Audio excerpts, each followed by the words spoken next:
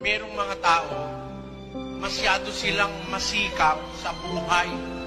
Masipag, maghanap buhay, magpaaral ng anak, nag-a-abroad kahit mahiwalay sa asawa, para lang siya ay makapagtipon para sa buhay dito sa lupa. Pero nakalimutan niya, pagkamatay niya, merong buhay sa kabila. There is life there.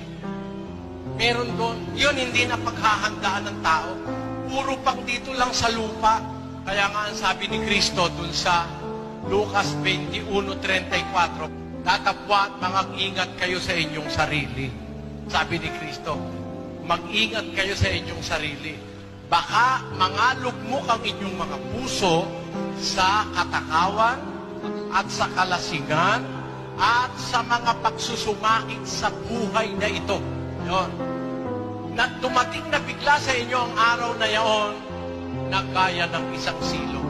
Baka puro lang sa buhay na ito ang inaasikaso natin. We are all after the material things in this life.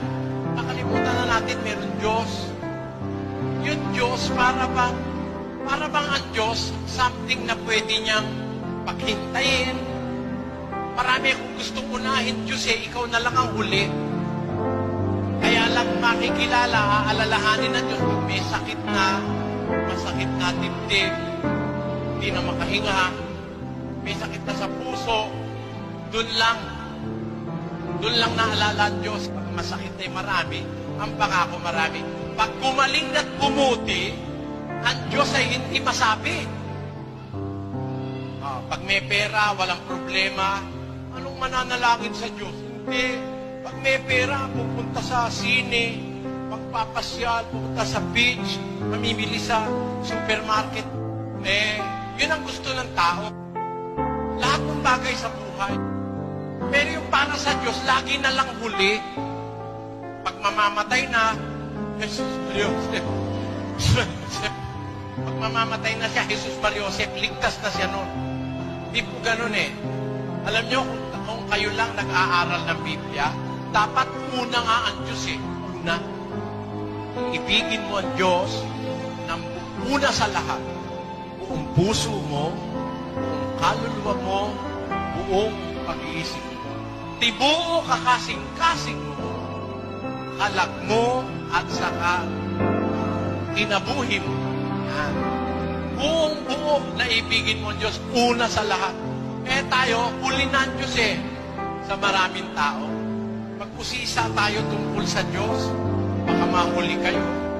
Baka kayo dumating siya, dadating siya parang silo, parang magnanakaw. Kasi ang inuna mo, puro sa lupa Puro panlupa. Ayaw mo ng Biblia. Bigyan natin ng oras sa Diyos sa buhay natin. Magtanong kayo na ukol sa Diyos, huwag naman puro lang sa lupa.